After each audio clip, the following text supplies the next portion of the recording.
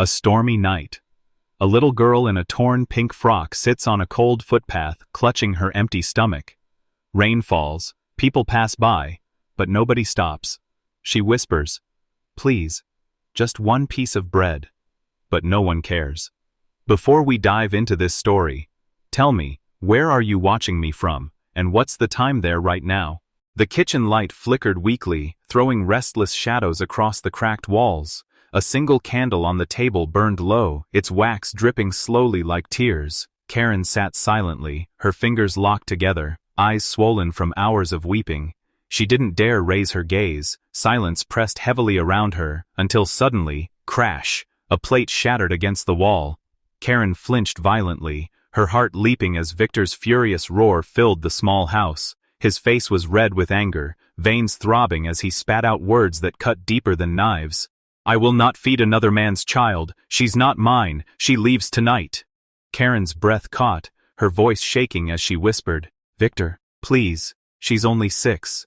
But her plea was met with a brutal slam of his fist against the wooden table, making the candle tremble dangerously. His glare burned with cruelty. "Don't beg for her. If you defend her, I'll divorce you. Choose, Karen, her or me." The word divorce echoed in Karen's mind like a curse. Her lips trembled, but no words came. She thought of his threats, of the bruises she had hidden before, of the nights she feared he would leave her with nothing. Fear shackled her voice, and her silence screamed louder than any answer. Victor smirked with satisfaction and stormed out. From the corner came a tiny gasp. Little Lila had been standing there all along, golden hair tumbling over her small face, her pink frock wrinkled from the day. Her wide eyes glistened with tears as she clutched the doorframe. Karen's heart cracked in two when their eyes met. She whispered her daughter's name, Lila. But before Karen could reach her, Victor's rough hand seized the child's fragile arm. Lila whimpered, "Mommy!" Her cry pierced the room like glass shattering. Karen jumped to her feet, but Victor's dark glare froze her in place. He yanked the front door open, and icy night and air rushed in. Without a second thought, he shoved Lila out into the cold. The little girl stumbled to her knees on the concrete, arms flailing for balance. "Out of my sight!" Victor bellowed, slamming the door with finality. Darkness swallowed her. Silence pressed in like an unforgiving wall. Lila hugged her frail body, shivering in the bitter night, her tears slipping silently down her cheeks. She turned toward the closed door, raising a tiny hand as if it might open again, but nothing moved. Her stomach growled with pain, and the wind tugged at her golden hair. "Mommy!" she whispered, voice breaking. Inside, Karen collapsed to the floor, burying her face in her palms. Her sobs filled the empty kitchen as she whispered through her tears, "Forgive me, my baby." But the door remained shut, and her silence condemned her. Outside, the little girl sank onto the cold step, hugging her knees to her chest. The street was empty, the world indifferent. Her stomach twisted with hunger, her teeth chattered in the icy breeze, and though she closed her eyes to imagine warm bread and her mother's embrace, she opened them again to nothing but the freezing night. The question lingered in the shadows: where will she go in the cruel darkness? The door had slammed behind her, and with trembling steps Lila wandered into the unfamiliar streets, clutching her tiny hands together as though they could warm her frail body. The night wind was merciless, howling through the empty alleys and making her pink frock cling damply to her skin, and she had no choice but to curl herself against a cold brick wall, trying to pretend she wasn't afraid of the shadows that stretched longer than her little frame. When exhaustion overcame her tears, she finally lay down on a soggy piece of cardboard, its dampness seeping through her dress, and though she shivered violently, sleep claimed her with the sound of distant traffic as her only lullaby. The morning brought no comfort, only the harsh glare of strangers' eyes who stepped over her small body as though she were nothing more than part of the pavement, their polished shoes splashing water on her face without a single glance of pity. She sat up weakly, reaching her hand toward a passing woman, whispering with a cracked voice, "Please, just a little bread." But the woman tightened her grip on her purse and turned away, muttering about beggars. Hunger gnawed at Lila's belly like claws, and though she rubbed her stomach in hope of easing the ache, the emptiness only grew heavier. until she found herself staring at a bakery window where golden loaves glistened under the morning sun. Her reflection looked back at her from the glass, cheeks hollow, hair tangled, eyes dim, yet she still lifted her gaze to the baker and whispered, "Can I have just a crumb?" But his face hardened, and with an impatient shove he pushed her away, barking, "Go, beg somewhere else, child." The rejection stung worse than the cold, and Lila stumbled back onto the street, tears blurring the sight of food she would never taste, her sobs drowned out by the rush of people too busy to notice the little girl breaking silently in their midst. As the hours turned to days, her body grew weaker, her lips pale as snow, her voice nearly gone from calling out for help that never came, and every night she returned to that same patch of cardboard, rain soaking her through, her small hands wrapped around her knees in a desperate attempt to feel safe. Pigeons pecked crumbs a few inches from her, and she watched them with envy, whispering softly, "Even they eat. Why not me?" The world seemed to whisper back with silence, a cruel silence that told her she was invisible, unworthy, abandoned by the very people who should have saved her. 3 endless days passed in this agony, and with each sunrise, she felt herself fading, her body trembling too much to stand, her head too heavy to lift, and yet no one stopped. Not one kind hand reached out, not one voice offered comfort, not one heart noticed the child who was slowly vanishing before their very eyes. In the cruel theater of the city, she had become nothing but scenery, a shadow, a forgotten whisper, and the narrator's words echoed like a mournful bell. Her world believed she wasn't worth a single piece of bread, Joe. But the question hung heavy in the air, burning into the night like an unanswered prayer. How long could a fragile 6-year-old survive this merciless loneliness? Lila's frail body dragged itself across the rough pavement as if every inch were a battlefield, her tiny hands trembling while her empty stomach twisted with unbearable pain, and when her dim eyes caught sight of the shiny silver dog's bowl outside the mansion's towering gates, filled with steaming scraps of boiled meat and broth, she felt both shame and desperate relief wash over her. Crawling on her knees, soaked in dirt and tears, she reached the bowl like a soldier crawling to water in a desert, and though the aroma made her weak legs shake, her heart ached at the cruel irony that food existed for animals while she, a child, was left to starve. Yet her body's cries silenced her pride, and with cracked lips she picked the fallen pieces from the ground, stuffing them into her mouth as sobs escaped between bites, salty tears mixing with the greasy taste of leftovers. Her hands shook so hard she dropped a piece, and she scrambled to grab it before it sank into the mud, her chest heaving with humiliation at the thought that she was no different from the stray dogs sniffing nearby. But hunger was louder than dignity, louder than the ache in her chest, louder than the cruel whispers of strangers who had pushed her aside in the streets. Just as she shoved another soggy piece past her dry throat, a shadow cast over her trembling frame, and she froze, afraid another angry voice would scream, another hand would push her away. But instead, silence fell heavy. Slowly, trembling, she lifted her tear-streaked face and her blurred vision sharpened on the gleam of polished leather shoes, impossibly expensive. Spotless, foreign to the filth of her world, and her heart stopped when her gaze climbed upward, past the tailored blue suit, past the stillness of his stance, until she met eyes like the ocean after a storm, eyes not of disgust, not of anger, but of unbearable sorrow. Alexander Knight, billionaire, powerful enough to own skyscrapers and silence rooms with a word, stood paralyzed, his throat tightening, his jaw clenching as he watched the small child devour food meant for his dog, her fingers too thin, her skin too pale, her tears too heavy for someone so young, and he felt his chest shatter under the weight of her suffering, each sob cutting through the armor wealth had built around his heart. And though his world was filled with glass towers, luxury cars, and endless parties, never had anything stripped him of air like the sight of this child kneeling on the ground, eating scraps as though they were salvation. He wanted to speak, but words tangled in his throat. He wanted to move, but his feet betrayed him, frozen in the collision of two worlds, his gilded life and her desperate survival. And in that unbearable stillness, a single thought screamed louder than the city traffic, louder than the whispers of his guarded mind. How many times had he walked past stories like hers? How many had he ignored while wrapped in silk and power? Yet this time was different, because her eyes, broken but burning with the faintest spark of life, had met his, and he knew in that moment his world would never remain the same. His hand trembled as he slowly crouched down, the tears in his eyes betraying the image of the untouchable billionaire.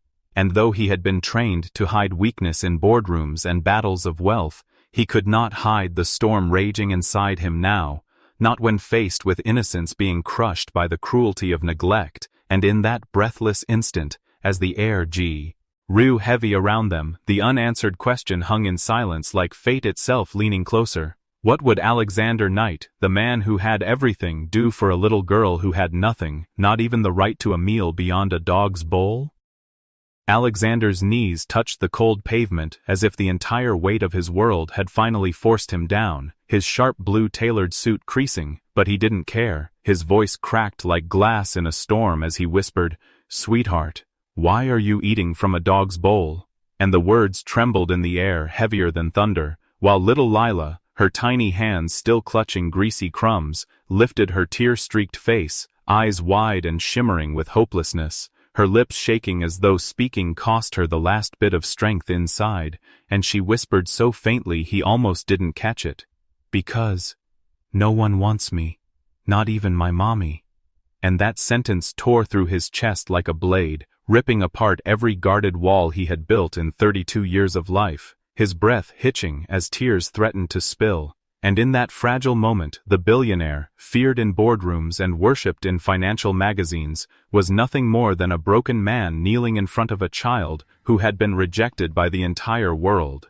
His trembling hands reached for his coat, the expensive fabric slipping off his shoulders like it had been waiting for this very moment, and he wrapped it gently around her frail body, the warmth swallowing her tiny frame, his heart beating wildly as though it had just discovered a piece of itself it didn't know was missing, while his mind screamed at the cruelty of a life that had forced a 6-year-old to survive on scraps meant for animals. And as he held her close, he felt a strange pull, a magnetic bond that made no sense, yet felt like destiny had carved it into his soul long before this meeting.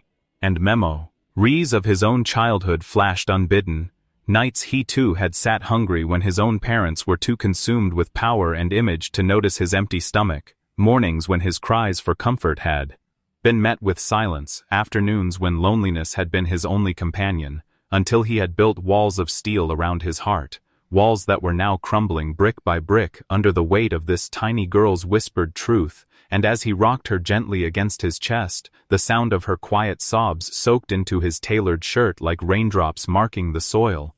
He knew this was no accident, no coincidence, no fleeting act of charity, but something divinely orchestrated, as if the universe itself had been waiting for this collision of brokenness. And with every beat of his heart, the strange pull tightened, a connection that whispered, "She's not just another child, she's meant for you to protect, to heal, to love." And his lips trembled as he muttered promises he didn't fully understand yet. "You're not unwanted, not anymore, not as long as I'm here," his voice breaking on each syllable, while inside his chest something old and frozen cracked open, releasing warmth he hadn't felt in decades. And even though he couldn't explain why his tears fell so freely for her, he knew in the marrow of his bones that this moment was rewriting both their fates, that this single question, this single answer, had bound him to her forever. And the camera of life zoomed out slowly, catching the billionaire CEO, once untouchable, once unbreakable, kneeling on dirty pavement, clutching a starving little girl wrapped in his coat, while the narrator's voice whispered like prophecy. He thought he was saving a stranger, but fate had another truth waiting, and the question now haunted him like fire. Why did holding her feel like holding a part of himself he had lost long ago? Alexander led the frail little girl into the cavernous halls of his mansion, a place that had always echoed with silence and wealth, but never with warmth. And as Lila's small footsteps tapped softly against the marble floor, her wide eyes roamed in wonder at the gleaming chandeliers, the polished staircase, the tall windows that let the dying golden light of evening seep into the room. Yet despite the grandeur, she seemed too timid to breathe freely, like a child afraid that one wrong move might make it all vanish. And Alexander, watching her every nervous glance, felt an unexpected crack in the walls of his guarded heart, a feeling he hadn't allowed in years, so he guided her gently into the dining hall where servants hurried to set the table. But tonight the glittering silverware and expensive dishes seemed insignificant compared to the fragile child who sat before him, clutching her fork like it was treasure, devouring the warm meal as though it was her first taste of safety in a long time, and with each hurried bite she whispered, "Shy thank yous," her voice shaking with relief, and Alexander could only sit in stunned silence, his heart constricting at how something so ordinary for him was life-saving for her, until suddenly, between bites, she lifted her tear-bright eyes and said in a voice soft as a breaking string, "I used to have a daddy, but Mommy says he left long ago."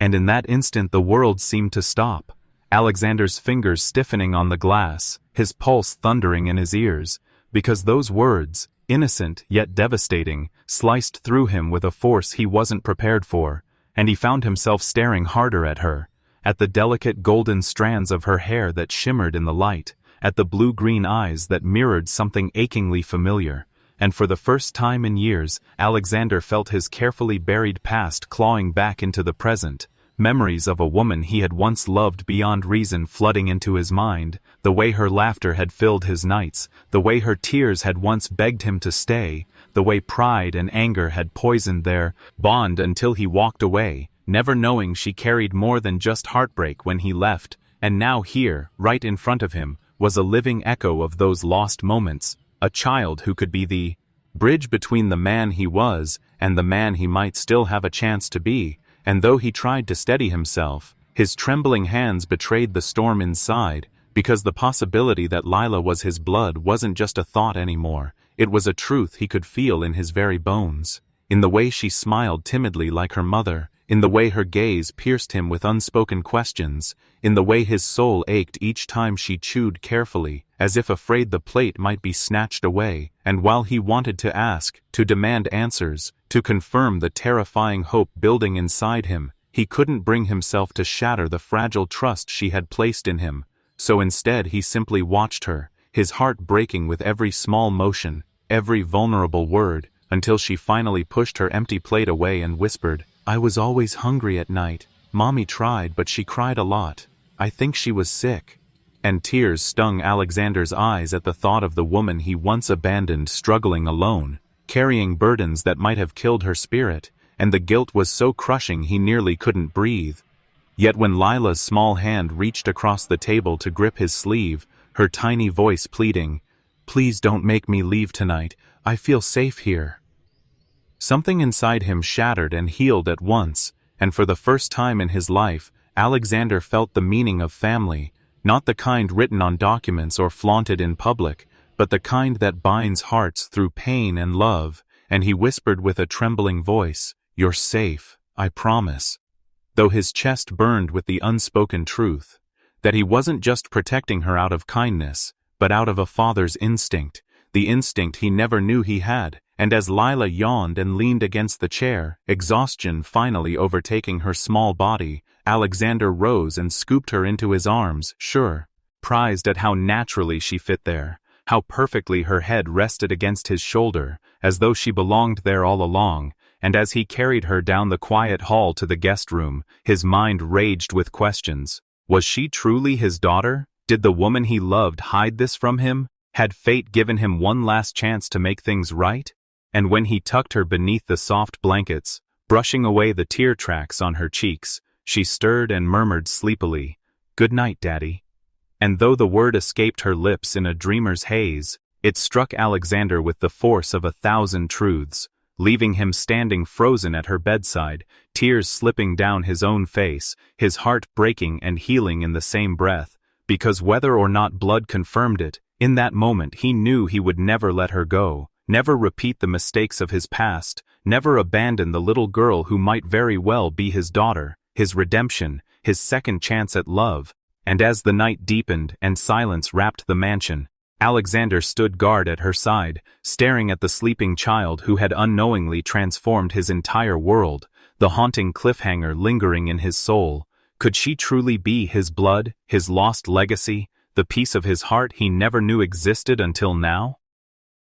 Alexander's mind churned as he sat in his office, the dim glow of the desk lamp painting shadows across his face, papers scattered around him, but his focus locked on the single thought that wouldn't leave him alone: Lila's eyes, that same shade of blue-green he saw every morning in the mirror, her golden hair reflecting the very sunlight that once caught in his own when he was younger, her small features carrying whispers of familiarity he couldn't explain, until suspicion turned into dread, and he did what any desperate man would do.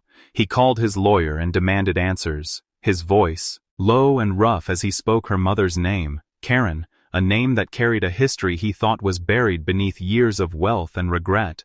And when the report came back the next day, crisp pages, trembling in his hand, his entire body froze, the words jumping out at him like ghosts resurrected.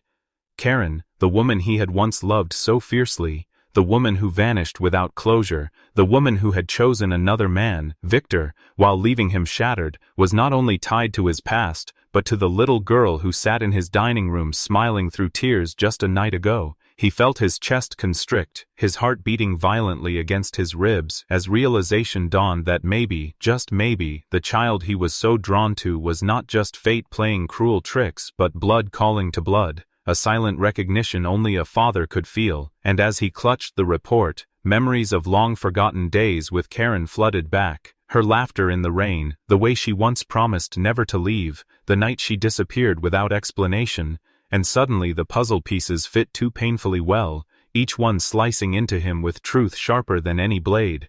That evening, unable to shake the storm in his chest, Alexander walked quietly into the room where Lila slept, her small form curled beneath blankets too big for her, a stuffed toy tucked tightly in her fragile arms, her breath steady and soft like the hum of peace he never knew he craved. And sitting beside her bed he lowered his head, his eyes shimmering with tears he refused to shed, whispering words no one else would hear. "Could you be mine?" His voice cracked under the weight of longing and guilt, because deep inside he already knew the answer. He already felt the bond no paper could prove, yet fear gnawed at him, fear that Karen had kept this secret all these years to punish him, fear that Victor had raised the girl thinking she was his own, fear that fate had given him a second chance only to rip it away again.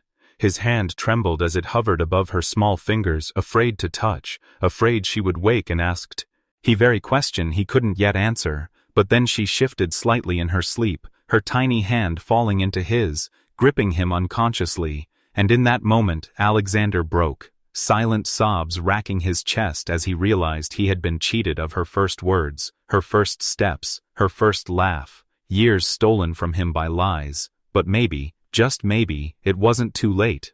Maybe he could still be the father she needed. Maybe he could finally fill the void that had haunted him since Karen walked away. The night stretched endlessly, and he stayed by her side, listening to her breaths, whispering apologies into the darkness, until the horizon began to glow with dawn, and with it came resolve. He would confront Karen. He would demand the truth, not for himself, but for the innocent child who deserved answers. And as the first rays of sunlight lit Lila's face, Alexander felt the crushing weight of destiny pressing down on him, knowing the truth was no longer hidden. It was waiting just beyond the next heartbeat, ready to shatter or save them all. Alexander stood frozen, the weight of Karen's trembling confession shattering every defense he had built over the years, his chest rising and falling with ragged breaths as the echo of her words, "Lila is your daughter," burned into his mind like fire, leaving him unable to comprehend how a truth so monumental could have been buried beneath years of silence and fear. And as Karen's shoulders shook under the burden of her guilt, tears streaming down her cheeks, he struggled to keep his own emotions from breaking loose, because there on the bed, under a warm blanket and the soft glow of the lamp, slept the little girl who had unknowingly carried his blood, his eyes, his very soul, while he had mistaken her for just another child lost in a cruel world. His hands trembled as he pressed them against the table, flashes of her tiny body shivering in the rain, her weak voice asking if kindness could last forever, and her innocent laughter when she tasted bread in his home, all of it crashing over him as unbearable proof of what he had missed, what had been stolen from him, what he had been too blind to see. Karen's voice, broken and fragile, filled the silence again as she whispered that Victor's threats had bound her, that revealing the truth would have meant ruin for both mother and child, that she had chosen silence to protect the life growing inside her, and Alexander's jaw clenched with anger at a man who had manipulated love into fear. But beneath that anger was the deeper ache of regret, because all those nights he had walked past lonely streets and turned his back on whispers of his own yearning for a family. His daughter had been out there, unseen, unloved by the one who should have fought for her from the very beginning. His knees weakened as he moved closer to the bed, brushing a golden strand of hair from Lila's forehead, his touch lingering with the hesitation of a stranger and the ache of a father, whispering her name like a prayer, the word catching in his throat. And Karen, watching him, could not stop her sobs as she confessed she had always known Lila would one day find her way to him, because she carried his same light in her eyes. Alexander turned back to Karen then, his face hard yet wet with unfallen tears, demanding why she had not trusted him, why she had allowed him to walk through years of emptiness believing she had chosen another man over him, and Karen's hands covered her face as she admitted that love had not left her, but fear had stolen her voice, and though her heart had always belonged to him, she had believed silence would keep their daughter safe. The weight of her words did not bring him comfort, only the crushing knowledge of wasted time, of first steps unseen, birthdays forgotten, and tears unwiped. And as his chest ached with both fury and longing, his eyes drifted back to Lila's small sleeping form, and he whispered aloud the torment in his soul, that his daughter had once eaten from a dog's bowl while his wealth and power had built walls around him, useless in the face of the one thing that mattered most. Karen fell to her knees, begging him not to take Lila away, her voice desperate, promising that despite her silence, she had given the child love and fought to keep her alive through poverty and pain. And Alexander's heart, though fractured, wavered between vengeance and forgiveness, between the fury of a robbed father and the aching tenderness of a man who had just discovered the most precious gift of his life. And in that fragile space he whispered to himself the question that would decide everything. Should he forgive Karen and rebuild what was broken, or should he claim Lila and walk away from the woman who had betrayed him, leaving her in the ruins of her own silence? His answer hanging in the air like thunder, waiting to strike, as the night deepened and the child, still unaware of the storm brewing around her, breathed softly in the shelter of his mansion, caught between the love of two parents and the heavy silence of a truth finally revealed. The first light of dawn spilled softly through the tall windows of the mansion, casting a golden glow over the room where Lila slept, and when her eyes fluttered open, she was no longer the shivering, starving child who had wandered the streets. Instead, she was clothed in a beautiful pink dress that shimmered in the morning sun, soft ribbons tied carefully around her small frame, and Alexander knelt before her, his polished shoes silent against the carpeted floor, fingers deftly tying her laces with a tenderness that made her small chest swell with wonder, while tears threatened to spill from his own blue eyes, eyes that had witnessed too much cruelty, too much loss, too much suffering, and yet here, in this quiet, radiant moment, he felt the power of love triumph over despair, the warmth of redemption igniting a fire in his heart that had long been frozen, and his voice cracked as he whispered, "Princess, from today, you will never beg for food again, because I'm your father,